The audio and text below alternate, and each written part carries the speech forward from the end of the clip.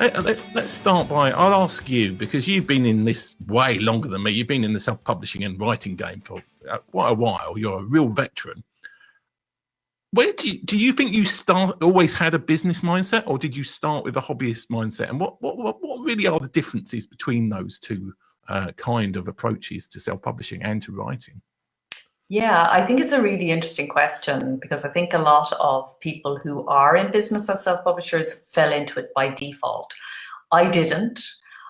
For me, it was very much from the start. It was going to be how I hoped to make my living, because I came from having been trade published, and I've been in writing, media, publishing all my working life, really. Well, if you discount all the jobs that creatives tend to have before they find their niche, you know, I did the barmaid and the waitress, and you know, taught aerobics, and I've done all sorts of jobs along the way to supplement writing, as we do, but it was always writing for me, really. And then when self-publishing emerged, I was instantly taken with its potential, because I had worked as a literary agent, and I knew the value of owning your own rights and being able to put them out there yourself. I instantly saw that, and I was instantly thinking about it in business terms, because if the publisher has licensed your rights, you're not in business, you're a content provider, really. And the same thing, I must say, if you only self-publish through one outlet, and that outlet is not your own website, and then two, you are a content provider. But if you are publishing wide with a lot of different outlets, and particularly if you put your own website at the heart of it, then you're in business. And when you're in business, you own the metadata, you own and control everything. And that was very attractive to me. And so for me, it was a business straight off. And I would draw the distinction between the writing and the publishing. I think you can just, you know, write as a hobby without ever wanting to be published. And that is a really valid and brilliant thing to do. I'm a huge fan as well of writing for self, you know, free writing, journaling, all that kind of stuff. But I think if you publish, then you're into it at a minimum a paying hobby. You are in business. You will have to do tax returns. You will have to do certain things. So to me, it seems if you are in business, you might as well be good at business. Yeah, I mean, I've written down some things which I covered. I mean, there's kind of a mindset difference, and to be honest, sometimes I'm still on the hobbyist side. I have to say, in as much as business people tend to have more procedures and things they do. I mean, the 20 books to 50K people, they do like almost industrial self-publishing. They're producing like 14-book fantasy series, and they hire in-house editors, and they genuinely do it as a business. And then there are people like me that write maybe a book or two a year, and we will approach it in a reasonable way, but we're not quite that extreme. And then there are other people who, I mean, it's very easy to say that hobbyists are people who spend no money and business people are people who are prepared to spend money. But in some cases, there are people who are hobbyists who spend way too much money on things like covers and editing and various other services. So I think a business has an element of cost control that a hobby doesn't necessarily have. Though hobbyists can be people who don't pay anything on editing or don't pay anything for cover design. They do it themselves. They just want their work out there. So in terms of the experience of the authors that you've dealt with, how many would you say, putting a finger from the air, totally unprompted, what proportion of self-publishers and writers are you say would fit into the more hobbyist kind of side, and what proportion are more business focused in your experience? Well, it's levels, isn't it, as you're talking? I'm conscious that and its definitions. What exactly do you mean by a hobby? So this is all, because we're in this creative zone, it's all grey areas, and you don't have this black and white kind of thing. At ALLi, I think we get more people who want to make a living from their writing. and that's what they may be at the very early stages of that journey. Sometimes they haven't even finished their first book, never mind published it. Lots of our membership is in the associate membership category, and they are people who are preparing to publish. And I'm sure lots of people who are listening to this podcast fall into that category. But their goal, their aim, their ultimate creative intention is not only that they will finish writing and publishing this book, but that they will do a second and a third and then begin to make a living from it. And it's a long, old journey, you know, always to become a good self-publisher is not something that happens overnight. We have about 8 or 9% of our membership are people who have sold more than 50,000 books in the last 2 years or equivalent. So that's obviously, they take their business very seriously. Lots of them are the breadwinner in their family. Lots of them are hiring a spouse or somebody else to do assistance for them. They have teams of virtual assistants, and you know, they're definitely in business. And then there's a big swathe of people in between. And I think it's really interesting what you said. Sometimes you're in hobbyist mode, in that you're doing something for the passion, for the love of it. And I always kind of distinguish between those two things and say that in creative business, it's different. It's not like, and I know there are those authors who do, as you say, almost industrial type. It's very much about the profit, because profit is what we're talking about, really. It doesn't matter how much you spend. If you're making more than that and you're making enough, you know, you can cut your costs right back and make nothing and still not be in profit. And of course, time has value as well. So it's about balancing. Am I spending time here? Am I spending money? What combination of those two am I doing? We have some members who want to work with a self-publishing service who will do everything for them, and they pay thousands of pounds for that or thousands of dollars, because time is actually their most precious resource and they have plenty of money. So I think ALLi is unique in that we have the full spectrum. I think there are lots of groups out there who are more, you know, have to take a particular way with it. So a lot of, though I know not all the 20 books to 50K people would be Amazon only, KU, pages read would be their focus. Where we have members like that, but they're by no means our only members. Yeah. So let me look at what else I was saying. Yeah. If we're talking about like you're maybe a brand new, you're in the process of writing your book, and well, actually, let's take it a bit further back. So we've got somebody who's listening or watching this show, and they think, well, I want to write this book that I've had in me, but should I be going for something? Should I be writing my book with profit in mind? So maybe they wanted to write poetry of Welsh rivers. It's what they really want is their passion project, but they kind of think that maybe there's not the market there for that book. Or they can write their vampire thriller book that they've got an idea for, and they want to write a series of 7 books about vampire thriller or whatever. How should somebody go about making that business decision as to whether they the right to market approach, or whether they follow their passion and they just have to kind of say that they're going to do it as a hobbyist thing, and maybe doing it more as a training exercise rather than as a commercial venture? How do people make that choice? Yeah, it is totally about balancing that passion and profit kind of thing and understanding where you're coming from. So the first thing I would say is be ruthlessly honest with yourself, because I hear a huge number of authors saying, you know, I'm going to write such and such a book and it's going to make me money. And they tell you the topic and it's, you know, poetry of Welsh rivers or whatever. That's a good one. It's a good one because in these days, you know, of micro niching, actually getting very narrow with your book is a good thing to do. But yeah, there is, and once you have a global audience, even poetry, even literary fiction, you know, things that conventionally didn't make money now can. But yeah, there are some books that are quite clearly not going to cut it at that level, at the level of financial profit. So if it is a passion project for you, be honest about that. It's something you love to, and that is a completely valid thing to do. But if you're in need of money, then, you know, start thinking and looking at it through that filter also. I think people what gets in author's way a lot of the time with this stuff is mindset, unconscious mindset that they don't even know they hold. So it's really about examining your unexamined assumptions. I can't make money on that, for example. I am guilty of that myself for a long time. I made the assumption that there was no money in poetry. And my first self-published book was a poetry book, not Welsh Rivers. A little bit more English Rivers, yeah. a little bit more a little wider interest than that. But you know, quite Irish, quite female, quite inspirational. So you know, about life, about love, the usual things that poetry is about, but from a certain perspective.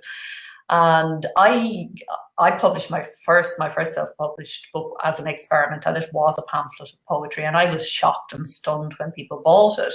And I leaped straight from there into getting my rights back from my publisher, putting out my novels, then writing non-fiction guides for authors, then being led into this whole world of creative entrepreneurship and business, creative business, and assuming all the way that poetry couldn't and didn't make money. And then a very short time ago, really last year, I was talking to Robin Cutler at Ingram's Park, which a lot of our listeners will know is one of the major distributors of books globally.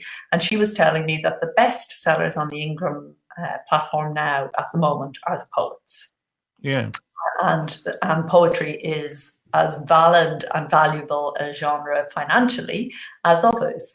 And so I began to approach my poetry then in the same way that I had approached my fiction and my nonfiction. And that, I'm really only getting that up to speed now. And I tell that story to say I had completely unexamined assumptions about self-publishing poetry that were born out of my time in the trade publishing industry, which was, if you put out a poetry book, it went through the bookstores and you're selling to a small group of people in your own country. And there's not enough poetry readers in any one country to give you a living. But there are enough poetries globally to give you, poetry readers globally to give you a living if that's what you want to do.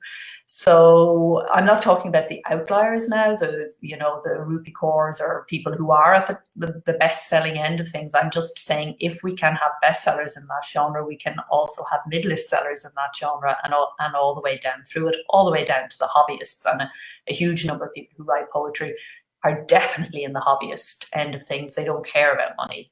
They don't want to. But there are poetpreneurs now who actively do want to treat their poetry as a business. And really the idea that poetry was beyond money is quite a new concept. It came in with Romantic poets. It's only 150, 200 years old, really, which, you know, when you're as old as me, doesn't sound very long. So, you know, it's in times of yore, people made money from their poetry in various ways, probably by sucking up to some king or something. But, you know, this divorcing of poetry and putting it in some way beyond the financial remit is a relatively new concept, and it doesn't have to be like that. And we've lots of poets who are making sure it isn't like that. Okay. Let's talk about something which is, I would class as art.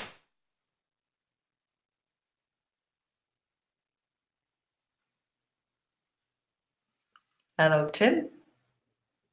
Selling rights. Now, you're going to have to repeat that, Tim. Sorry, you froze there for a moment. Selling rights. So basically, I don't know if this is something you've done personally. But I mean, poetry, I'm not sure how translatable poetry is. Just maybe because I'm not very poetic in my thing. But every book has a whole set of rights for different formats and different countries and different things. Now, I would say that somebody who is selling rights to their books is probably way on the business side of things, because most self-published authors don't even know they can do it. And they're not necessarily going to be getting to the level of sales where they can go to somebody and say, do you want to buy the Korean rights to my book about Welsh rivers or whatever? So what kind of stages would you say like that? I would say selling rights is right at the end of the business scale. What are kind of things that you would suggest that self-publishers who are looking to become less hobbyist but become more business, what sort of things should they be doing and thinking about? Yeah, great question. I think the first thing to realize is that selling books is not an easy way to make money, and there are lots of ways to sell words that are easier. I'm sure you'd agree with that. Yeah, definitely. So we kind of worked out that there are 7 different business models that a writer can use, and so it's about supplementing the book sales with other forms of writing for most people. So selling books in and of itself has very, very seldom given, there's a very tiny proportion of writers who have just made their money from doing that. And they do tend to be people who work in the genre where the readers eat books, So romance and certain kinds of mystery and thriller and, some fantasy and so on. But with fantasy, a lot of it's so long that people can't put the books out that quickly anyway. So that is one model, and it's a model that's put out there a lot for self-publishers that, get another book out, write another book, blah, blah, blah. And to be honest, that's great in certain genre, but it's not actually going to do you all that many favors in other genre where a different sort of rhythm is appreciated and a different sort of craft level in the book is appreciated and so on. So there are lots of different reasons why you wouldn't do that. Another is that writers just can't do it. So it's a real gift and a real skill to be able to write that quickly and turn books around that hit readers' spots in all the right places, and do it again and do it again and do it again and keep on doing it again. So for most of us, that's never going to be our model. And trying to make it our model, sure, give it an experiment, see if you can do it, if you're in the right genre, absolutely. But don't think it's the only way to make a living as a writer, because it's not. So there are lots of things you can do to supplement your book income. So teaching is the time-honoured one. Writers have always done teaching as well, but they used to do it in schools and universities and libraries and things and be very badly paid for it. Now online you can create courses that are far more lucrative, and writers have a real advantage here because it's not that much harder. In fact, it may well be easier to put together a good core multimedia course or even an email course or whatever, that can earn you same content, same ideas, same concepts, but can earn you significantly more money. There's affiliate marketing. You're very good at all of this. You would be very aware of all the different ways that writers can make money in addition to books. I don't know if you have any ideas you want to kind of throw in there, anything you've done yourself. Well, thanks for giving the impression I'm good at this. Though I have made money from affiliate income, not huge money, but I have made reasonable. So to anybody who's wondering what affiliate means, it's the idea. So for example, with the Alliance of Independent Authors, if you're a member and you recommend the Alliance of Independent Authors to somebody else, you can go onto your Alliance of Independent Authors thing and get what's called an affiliate link, and anybody who clicks through to that and signs up, you get paid an amount of money. And it's the same with Amazon. You can be an Amazon affiliate, so that if you put the links to Amazon on your website to your books, anybody who buys anything from Amazon, including your book or anything else, so if you've got a book about a particular expensive driving lawnmower that costs £1,000, you probably want to put affiliate links on there just on the off chance that somebody buys a lawnmower as well as your $2.99 book. So that's how affiliate income works. But you're right. I mean, you do notice that a lot of self-publishers, especially people in those more fringe categories, do end up writing courses or doing affiliate, getting into online marketing in general. And there's a lot of, because books are really hard products to sell because they're just so low value. If you've got a $400 course, then you can spend money. You can spend $10 or even $50 on advertising each course, and you're still going to make like $350. But if you're trying to sell an individual book and it's $2.99, then you're really limited on how much you can spend advertising on that. So you're right. There are lots of easier ways to make money than writing books. So that's an argument in a way for the hobbyist approach.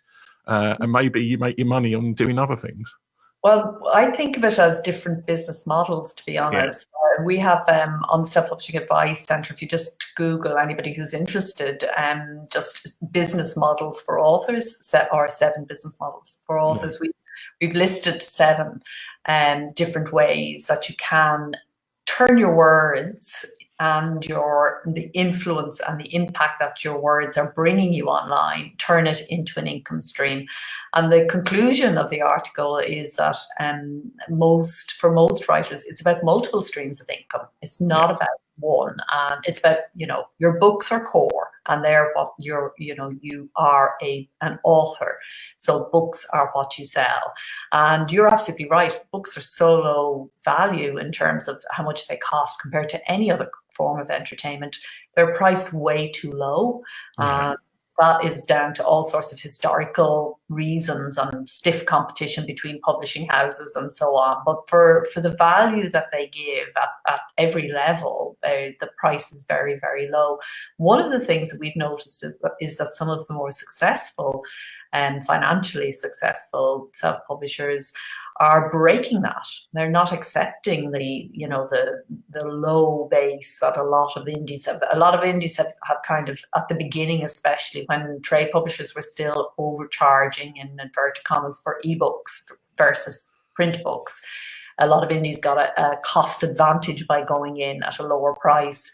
But actually, there's an argument for going in at a much higher price as well, because it gives readers a sense of value, and some indies are putting a lot of time and trouble and thought into their books. It's the absolute opposite model to the, sell them as fast as you can, as cheap as you can.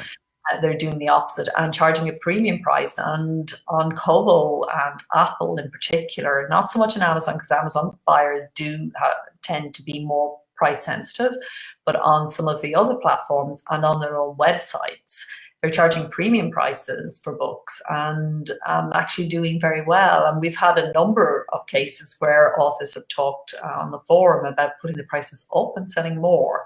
So don't always assume that cheap means more sales. It doesn't necessarily. And there seems to be no rules when it comes to this thing. It really is trial and error, experiment, explore, and see what works for your books.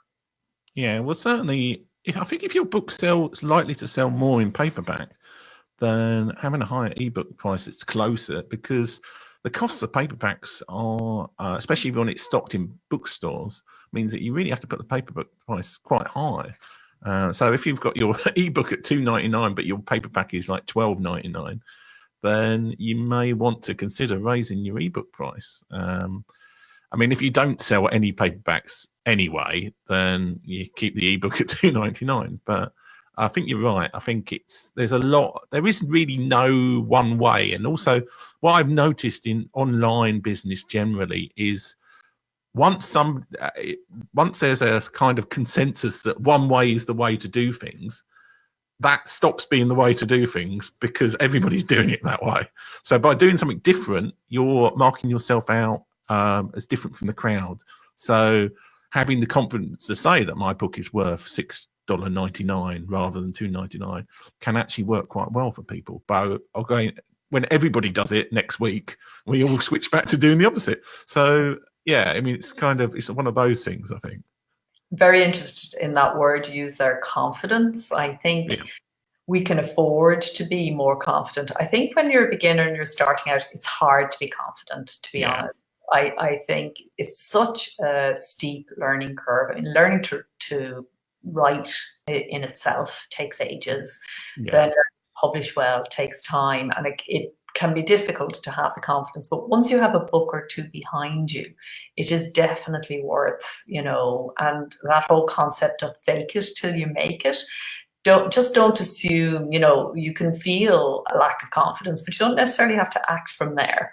So you can sort of feel, oh, I'm being really cheeky here, but be cheeky and give it a go, because you just never know what's going to work with this thing. And the more things you're trying, and the lighter you take it, I think the other thing that happens when you're starting out is this first book syndrome. First book is so important to you, and you're learning how to become a writer as you write it. It's the whole learning by doing. We take ourselves very, very seriously. And, I think all first-time authors, when the book is out first, you go a bit crazy. You expect the whole world to care You know, you're going around in the old days when books were only published through bookstores, you know, authors would always be going around turning their books out so that a passing reader just might see it. And, you know, checking your Amazon stats every 5 minutes or whatever form the mania takes, there is definitely a postnatal craziness that kind of sets in after the birth of a book. Getting beyond that is your first task as a self-publisher, particularly if you are one of the ones that's going to take it as a business. If you want to make money ultimately, your first task is to get your first book behind you and to stop caring so much about it and get a second one written. Second book is where so many people fall off, and there are all sorts of reasons for that. But if you can get beyond book 2, then you know everything gets easier after that. I think up to there it's hard, and just keeping going is the challenge. Yeah, I mean, it's interesting what you say about the first book, because I agree in some ways, but on the other hand, I think a lot of people benefit from the fact that it's because it's their first book. A lot of friends and family and people who've just encountered them over the years will buy their book. So I think there is a little bit of a push that some people get from having it being their first book. But on the other hand, I think you are right in that it's very, some people are so traumatized by writing their first book that they'll never write another book ever. When maybe they should be thinking about writing their next book, or even start writing their next book when they're in the editing process of their first book, just so that they get that kind of, they're always writing thing. Now, I've always been terrible at this, but I know a lot of people try to write every single day, and they would just be, they'll be working on the editings with their editor or the production side of their first book, but they'll be writing the second book. And I think that probably is the healthiest way to get through it, so that they actually do get to that second book stage, so they're not book fading, to use a podcasting term. Pod fading, but I suppose you'd be book fade if you just write one book and you never write again. So I've christened that term here on the show. It was born here, folks. You heard it here first. Fading. I think it's really good, and I think the advice you're giving is definitely the ideal. Yeah. It's definitely one of those ones. Do what he says, not what he does. Yeah, exactly. Yeah. And me too. My challenge is always too many projects on the go at once. I'm trying to get myself to the stage where I only have one in the editing phase and one in the writing phase, and that is ideal. And I believe from my own experience and from watching other people, that is also maximizes productivity if you do it that way. And everything else just stays in the ideas phase. You're just taking ideas and putting them into a notebook separately, but you're not working up those ideas until you're actually ready to work on it. And I think, again, people who are starting out, who are listening, might be thinking, oh gosh, you know, I wish that was my problem, lots of ideas. But I definitely think what happens is that the more books you write, the more ideas you get for books. Yeah. And it is like a snowball. It has its own energy. The main thing at the beginning is just to keep on going. Yeah, I mean, I think one of the things that will distinguish successful self-publishers and people who are more business-focused is all the planning. I mean, it is basically a project. Every time you're writing a book, you are running a project, whether you like it or not. And certainly when it gets to the point where you're involving other people like editors and cover designers, VAs potentially for marketing, I mean, you can run this book project any way you want to, because even as a hobbyist, you are running a book project every time you're writing a book, basically, and that is where experience gets better and better. And I keep meaning to formulate like proper guides as to what exactly you do in each stage, but most of the time it's still in my head. So yeah, I think that's where the real more business-minded people almost have like marketing and business plans, and they really do go for the organizational side of it, which to a lot of writers is almost anathema. It's the opposite of what they want to be involved in. They don't want to be talking about business and planning and all of the kind of, I can never remember if it's right brain or left brain, but whatever the organized side of the brain is. So I think that's a distinction between the more hobbyist and business side. But I think that's where having that planning in can really work well for an author. I completely agree. And I do think that creative business, digital business makes Yeah, a lot of that stuff lighter.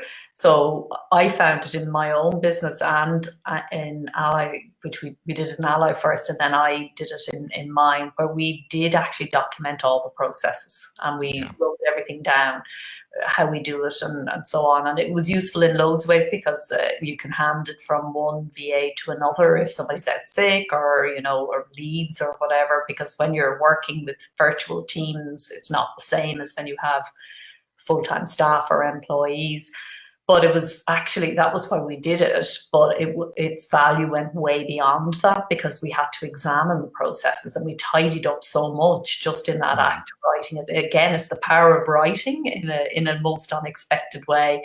And then I took that over into my own publishing side as well. And I would have been somebody who was quite resistant to all that. I didn't want to do that. Writing was to be yeah, my escape time and blah, blah, blah. But you see, you're not a writer when you become a self-publisher. You're more than a writer, you're also a publisher.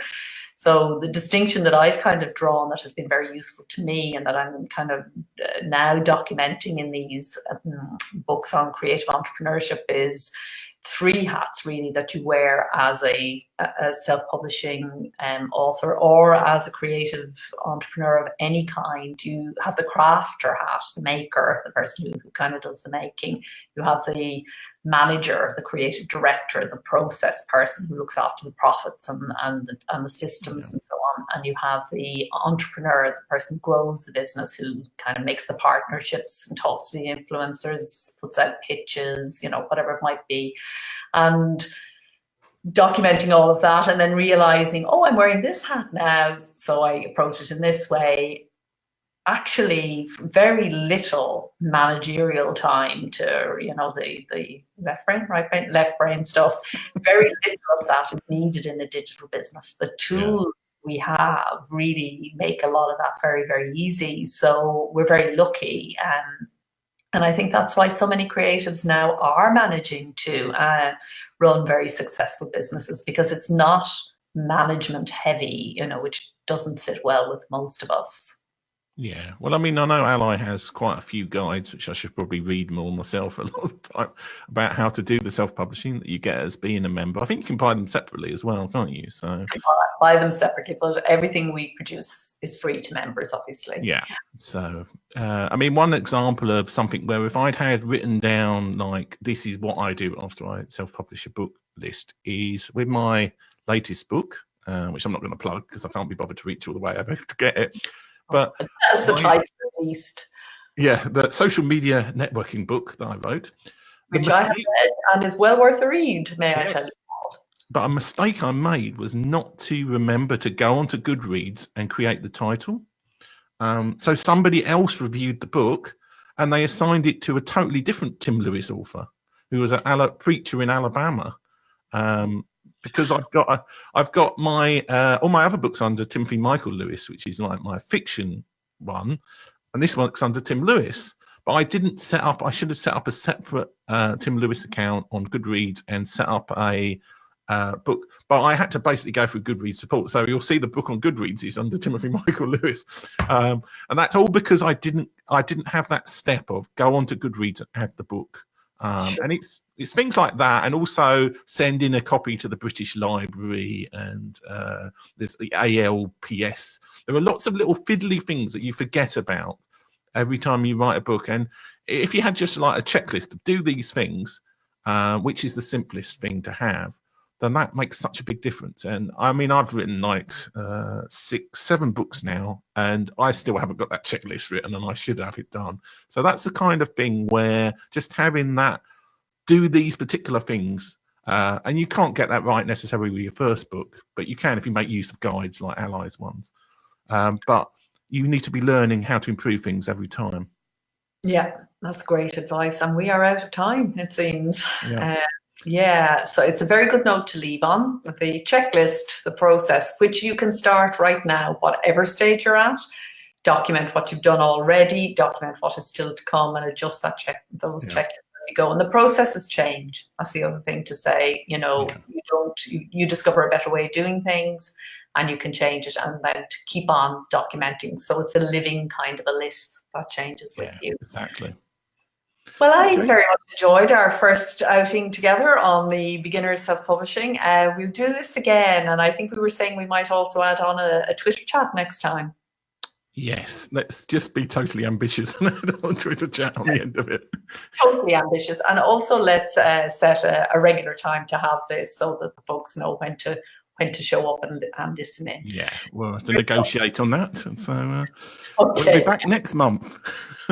Shall see you next month, but we shall let you know. It will be in the events section when the next Facebook Live chat will be. And of course, this will be going out as an audio podcast also, where all podcasts are heard, or whatever we say. So thanks, Tim. Well, thanks a lot for being on the show and taking it over, giving you run the whole ALLi. For anybody who's listening on the audio podcast, you can see the live stream on the Alliance of Independent Authors Facebook page. I think that's correct, isn't it? So that's absolutely correct. And yeah, check it out. Just you can Google the podcast anytime. It's available both on the membership site and on the self-publishing advice site. Yeah. Okay. Okay. Take care. Goodbye, everybody.